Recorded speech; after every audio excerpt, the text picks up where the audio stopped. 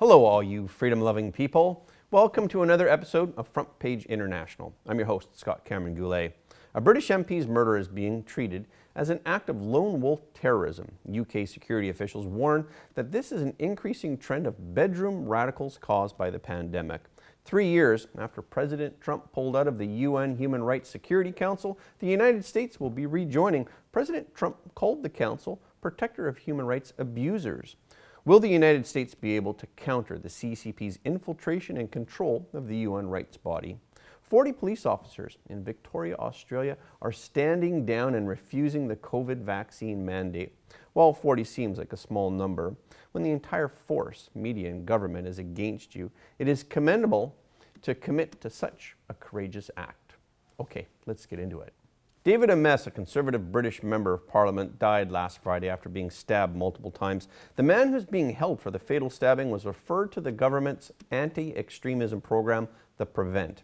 He had radical Islamist views, but security services, including MI5, Britain's domestic counterintelligence and security agency, had not deemed him a serious threat who required monitoring.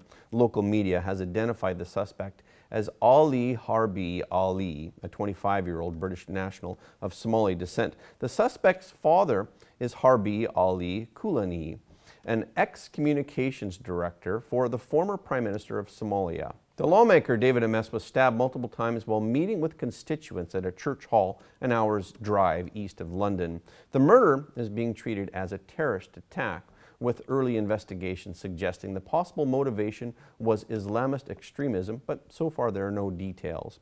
Ali was born in London, but many of his family members live in Somalia. His aunt is head of a security think tank in Mogadishu, the capital of Somalia. And Ali's uncle is Somali's ambassador to China. Britain's security and counter-terror agencies have warned cabinet ministers of a possible wave of future attacks by what they term bedroom radicals. These are lone wolf militants radicalized online during the pandemic lockdowns. Investigators are trying to establish whether Ali fits the profile and whether his radicalization intensified during the lockdown. Security officials told Voice of America, on the condition of anonymity, that the attack had been planned over several weeks. Amess's suspected attacker made an appointment to meet the MP, saying he was moving into the area from London. A security official said, "At the moment, there is not a specific reason why Amess was attacked. Ali was geared to attack any lawmaker. It's just that he managed to get to Amess first." A teacher of the alleged killer made a referral to the Prevent program 5 years ago regarding Ali. This raises questions over the effectiveness of the counter-terror scheme, which has been the subject of scrutiny since January.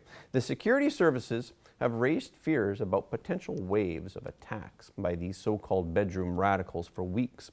In September, the Commissioner of the Police of the Metropolis, Dame Cressida Dick, publicly cautioned that the pandemic had left many more people at risk of radicalization because militants had exploited the social isolation of lockdowns to recruit and convert these people. As police investigators question Ali and sift through the evidence, politicians are debating how to tighten security. Amess's murder has underlined the potential danger that British lawmakers face. Friday's stabbing attack by the lone assailant bore striking similarities to the murder of Labour MP Helen Joanne Cox in June of 2016.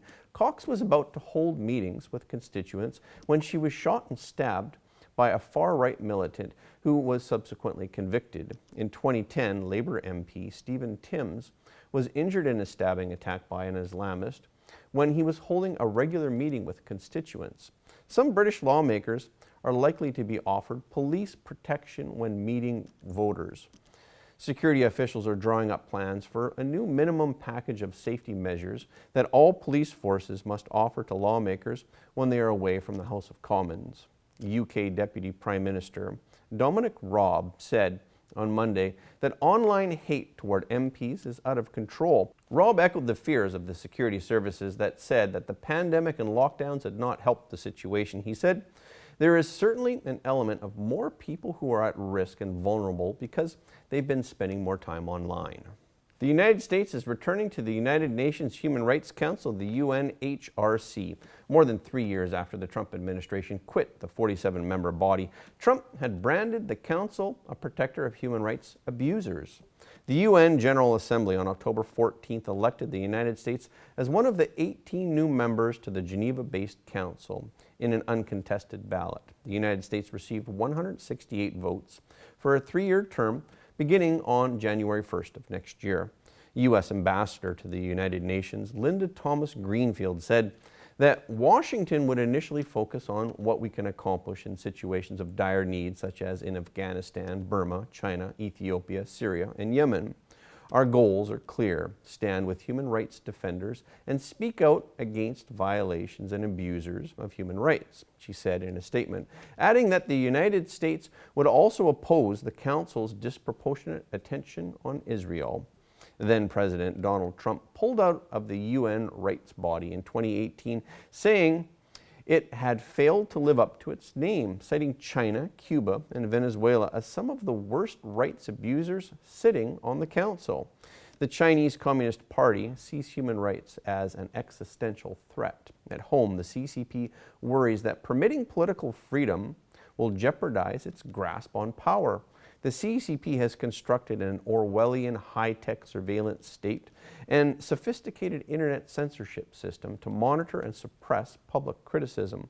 Abroad, it uses its economic clout to silence critics and to carry out the most intense attacks on global systems for enforcing human rights. The CCP has a strategy to overthrow the international system that was formed by the United States after World War II in order to advance the CCP's ideological and geopolitical dominance. On September 30th of 2020, the China Task Force for the U.S. House of Representatives released an investigative report providing 430 policy recommendations and 82 key findings about the CCP, including its systemic efforts to infiltrate and control the UN. The House report shows that the CCP seeks to install its own select personnel in key UN positions and redefine the rules that the UN is in charge of maintaining. How is the CCP doing this? A September 29th Wall Street Journal article detailed the CCP's use of various illegal and coercive methods to place its personnel in key UN positions. In March of 2020, the CCP won a seat on the 5-nation UN Human Rights Council's Core Advisory Group, which selects UN human rights investigators. When the CCP imposed the national security law on Hong Kong in late June of 2020, the Human Rights Council voted on it, with 53 countries supporting the Communist Party's crackdown and only 27 countries criticizing the law. This is just one example of the CCP's control of the UN to achieve its goals. The CCP has made full use of the UN to fuel its authoritarian policies, creating a tough issue for the United States and its democratic allies. After the collapse of the Soviet Union, Western democracies expected the UN to be an institution that would promote global democracy and human rights. But now the CCP is using the UN to promote its ideology against freedom and democracy. The CCP uses the UN's developing country provisions to pay lower fees.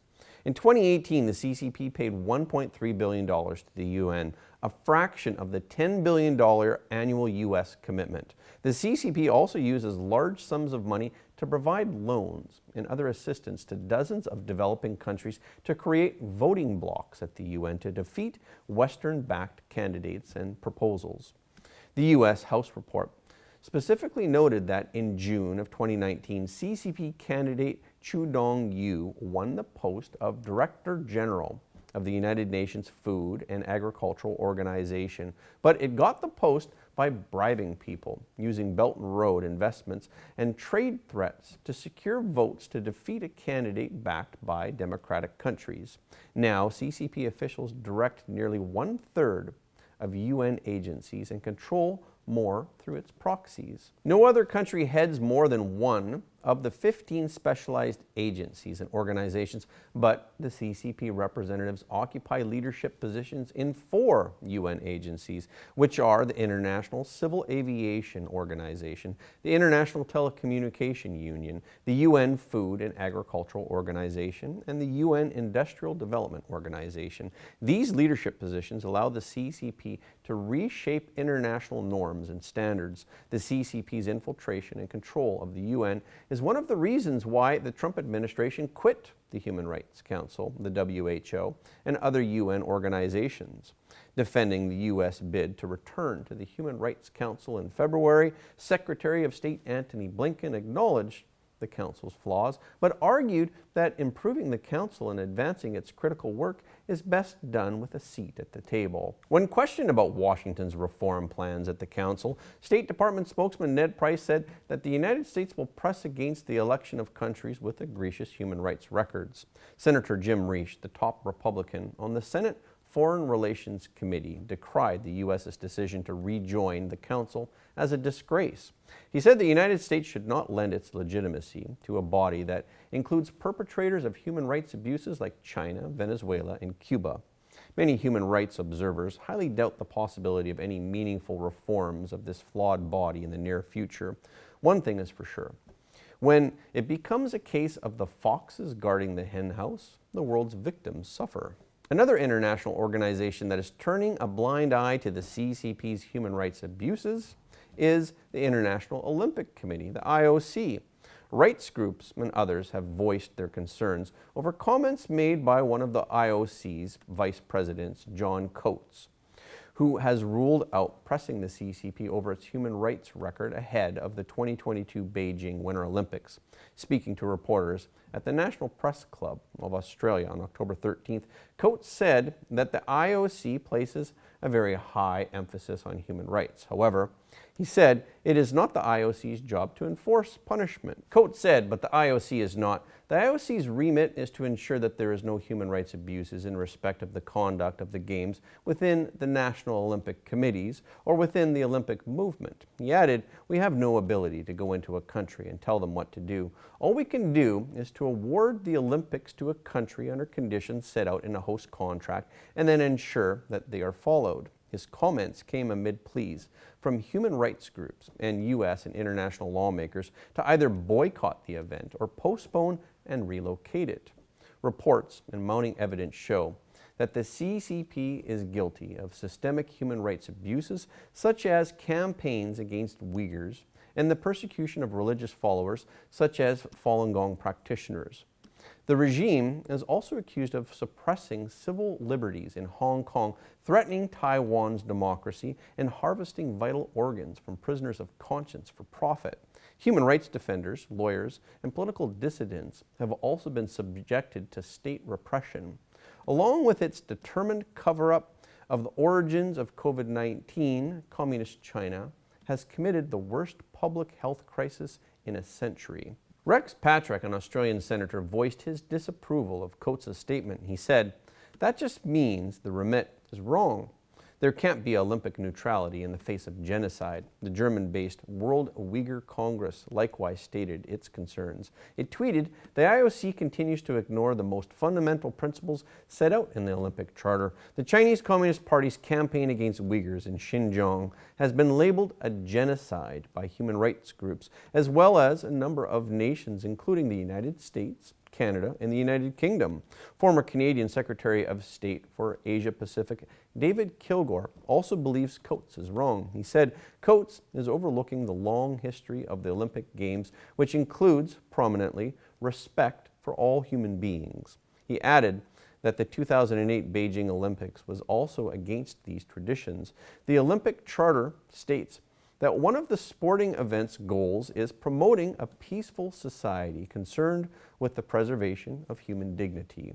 Many have argued that allowing China to host the next Winter Games is contrary to this principle while legitimizing the regime's human rights abuses. On July 23rd, U.S. lawmakers demanded that the IOC postpone the 2022 Beijing Winter Olympics and change the venue if the Chinese regime did not halt its genocide campaign against the Uyghurs. In a Fox News op-ed on February 25th, former United Nations Ambassador Nikki Haley drew comparisons between the CCP and Nazi Germany, stating that Communist China is more obviously dangerous today than Nazi Germany was in 1936. She also wrote, if the United States had known what Nazi Germany would become, would we have participated in the 1936 Berlin Summer Olympics? This is not an historic head-scratcher. The answer bears directly on next year's Winter Olympics in Communist China. And Joe Biden delivered sweeping remarks last Friday, October 15th, at Dodd Center for Human Rights at the University of Connecticut. He zeroed in on ongoing human rights abuses around the world, including the oppression and the use of forced labor on the Uyghurs in China. He said, "We must speak out. Silence is complicity." The speech came a day after the U.S. formally rejoined the United Nations Human Rights Council. For the United States, as a leader of the free world, speaking out is not enough to stop the genocides. People would like to see action. Before we move on to how 40 brave police officers in Australia are standing down against the vaccine mandate, I want to take a moment to ask you to please help us spread the word about this show. Every like, comment, and share helps more people to see the truth. If you're new to the channel, please make sure that you subscribe. And if you'd like to further help Front Page, please consider supporting us by donating to our donor box. The link is in the description below. We here at Front Page thank you for your support. Okay, let's get back into it. As many as 17 American missionaries, including women and children, were reportedly kidnapped in Haiti over the weekend. Ohio-based Christian Aid Ministry said the kidnapped victims consisted of 16 U.S. citizens and 1 Canadian, for a total of 5 children, 7 women, and 5 men. The organization said they were on a trip to visit an orphanage. The 400 Maiwoza gang kidnapped the group in Ganthier, a commune that lies east of the capital of Port-au-Prince. Earlier this year, the gang was blamed for kidnapping 5 priests and 2 nuns in Haiti. The Christian group stated that the mission's field director is now working with the U.S. Embassy in Haiti. The gang has demanded $17 million in ransom, $1 million per person, in order to set the missionaries free. Earlier this month, the United Nations Integrated Office in Haiti said that kidnappings have increased sharply in Haiti in recent months after the assassination of Haitian President Jovenel Moïse and after a 7.2 magnitude earthquake. Helen Lime, special representative and head of the UN Integrated Office in Haiti, said that elections have been postponed again as insecurity has become rampant in Port-au-Prince, as kidnappings are once again on the rise and gangs have extended their control over large swaths of the city. At least 328 kidnapping victims have been reported to Haiti's National Police this year, an increase from 234 in all of 2020.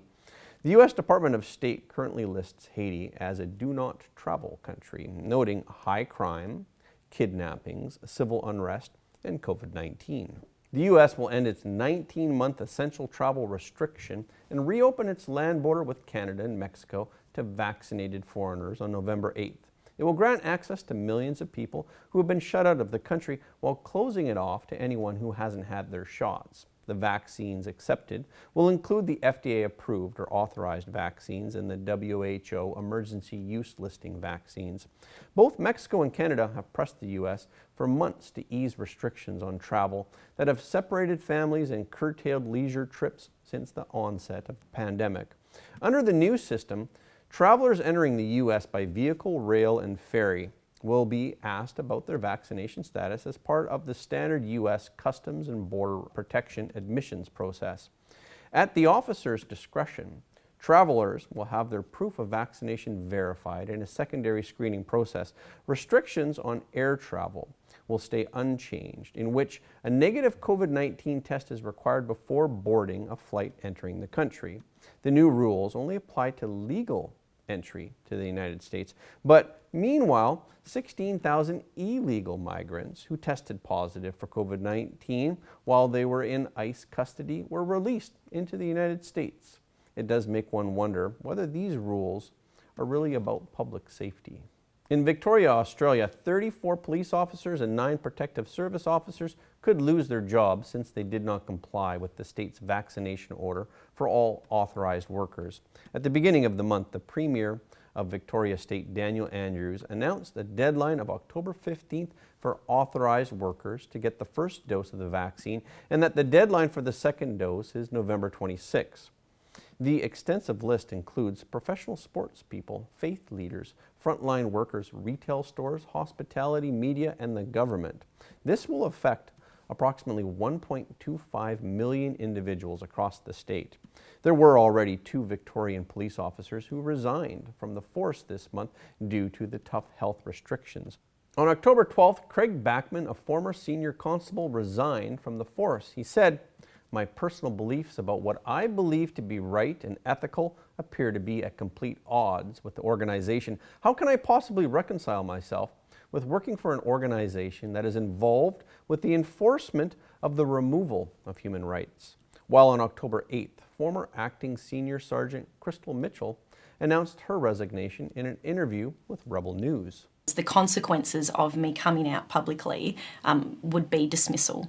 So I'm choosing to quit, and I'm quitting because I can't remedy in my soul anymore the way in which my organisation that I love to work for is being used, and the damage that it's causing in the reputation of Victoria Police, and the damage that it's causing to the community that are police officers that are working the front line and are suffering every day, enforcing show directions that the vast majority, or certainly a great majority, don't believe in and don't want to enforce. As the Police Association supports mandatory vaccinations, those officers who have been ordered to stand down are currently directed to take accrued leave. They are taking a stand for individual freedom of choice. They are pushing back on the social pressure provoked by the government and the left media and standing up for their beliefs. Kudos to those Australian officers. Okay, this is our show for today. If you want more Front Page, please join our membership site for in-depth reports and sensitive news that you cannot see on YouTube. And if you like what you heard, please don't forget to like and subscribe this video and share it with your friends and family, because everybody deserves to know the truth. Again, thank you for watching Front Page International, and we will see you next time.